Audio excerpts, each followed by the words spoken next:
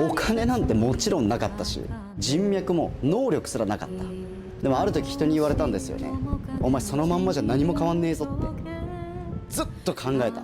俺に何ができるって、このままじゃいけない、何かしなきゃって。でも全然出てこなくて、それでも自分にしかできないことって何かあるんじゃないかなって思って、考えて考えて考えて、気づいたら今で何にもない。結構ポジティブにいるんだけど、ほんとやばい。